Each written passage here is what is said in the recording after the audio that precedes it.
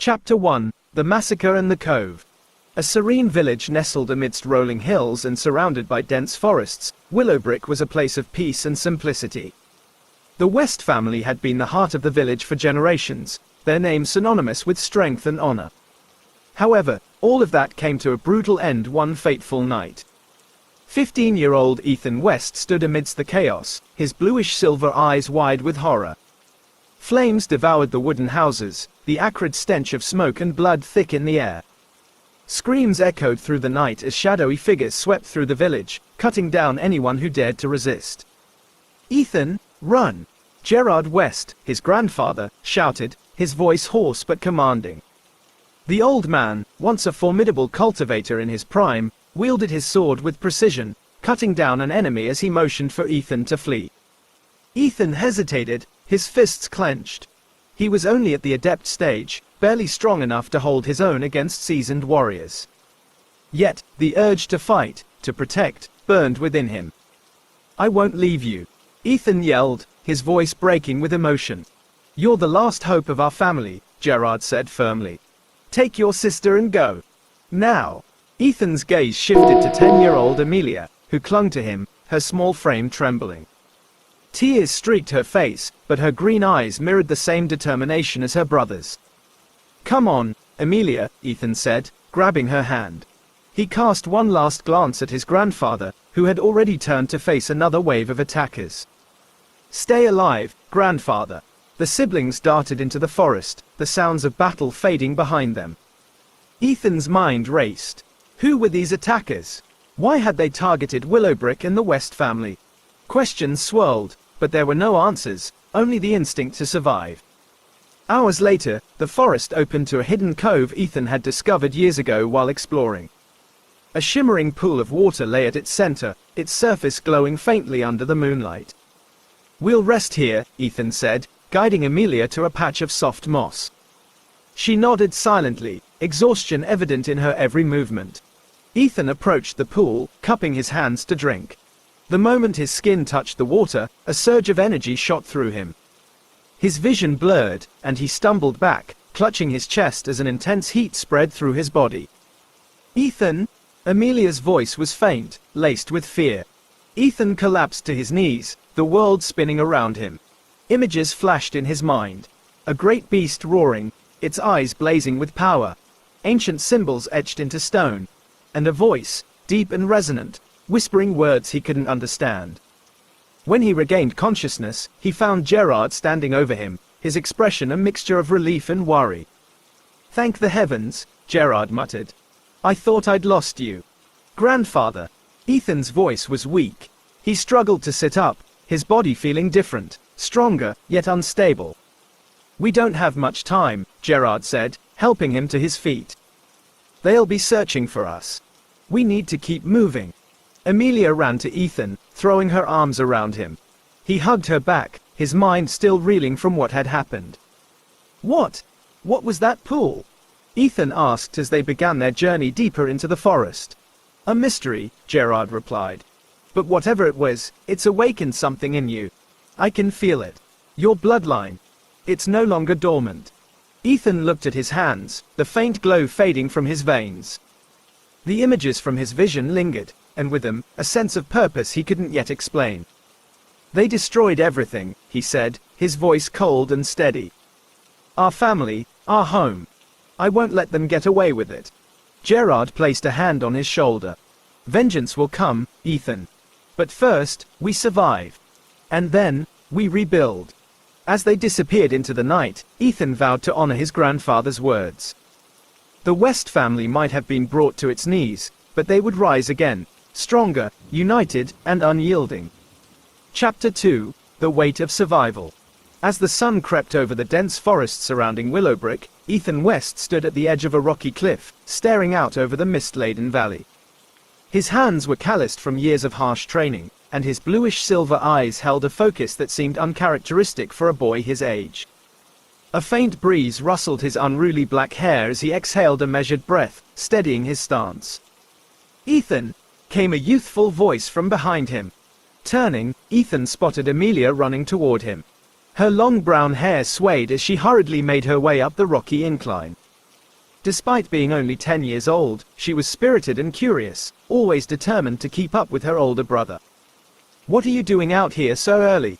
Amelia asked, slightly out of breath. "Training," Ethan replied simply. "You should still be resting." "I couldn't sleep," she admitted, sitting down on a nearby boulder. "Grandpa was up late again. I think he's worried." Ethan clenched his fists, knowing exactly why their grandfather, Gerard West, was restless. Willowbrook had been their refuge for the past 3 years, but safety had come at a price.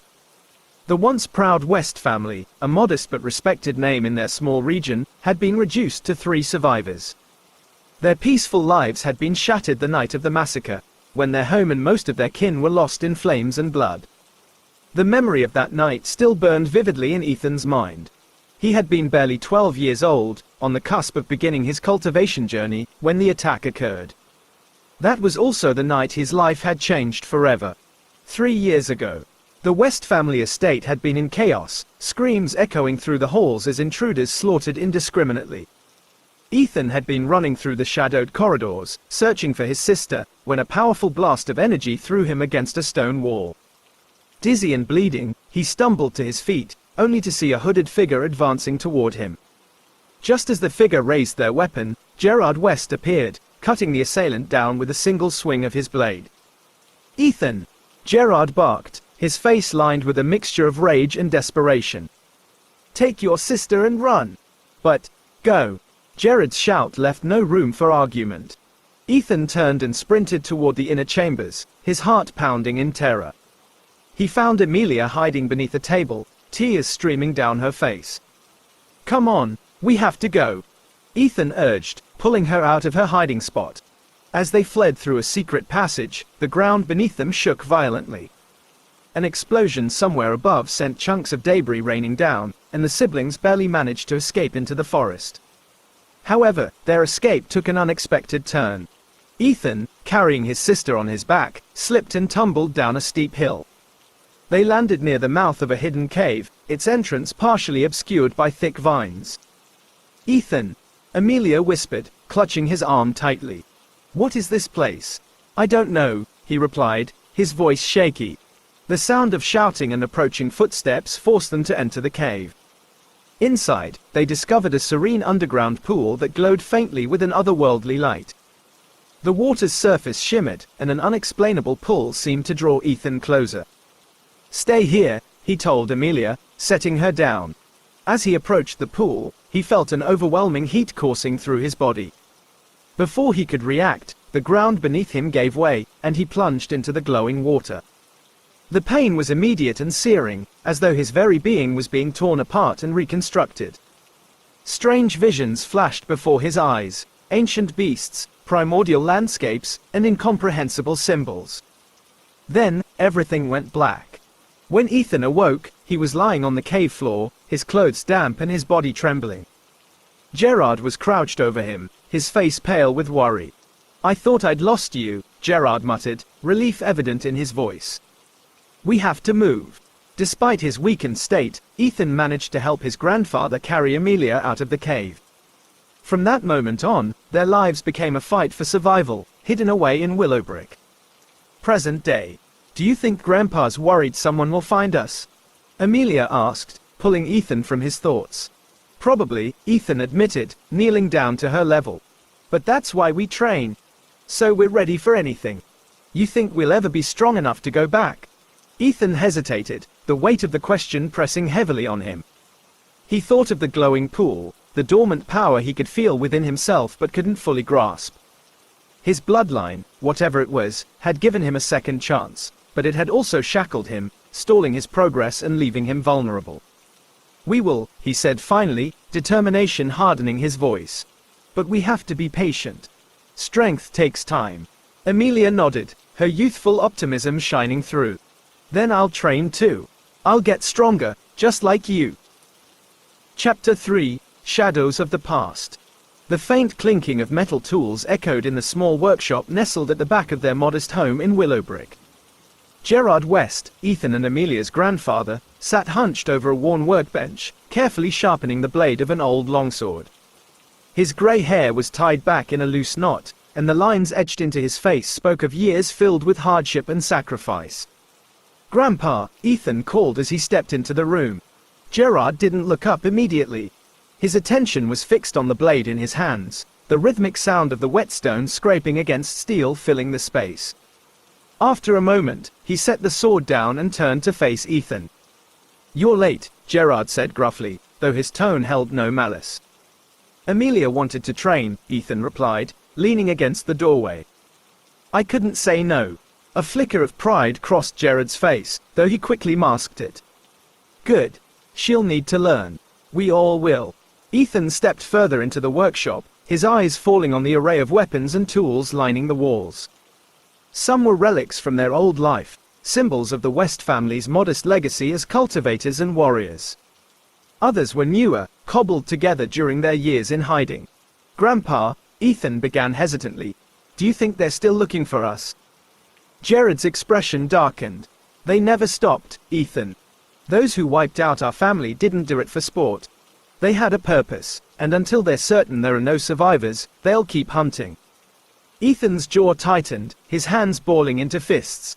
The weight of their family's massacre hung heavy over him, a burden he couldn't shake no matter how much he trained. "Why us?" he asked quietly. "Why was our family targeted?" Gerard sighed, running a hand through his hair. "That's a question I've asked myself 1,000 times. We weren't the most powerful or influential family, but we had something they wanted, something they feared." "The bloodline," Ethan guessed. Gerard nodded. "It's the only explanation. Our bloodline wasn't anything extraordinary before. It was strong, yes, but not enough to draw the kind of attention that would lead to our destruction. But when you fell into that pool, something changed.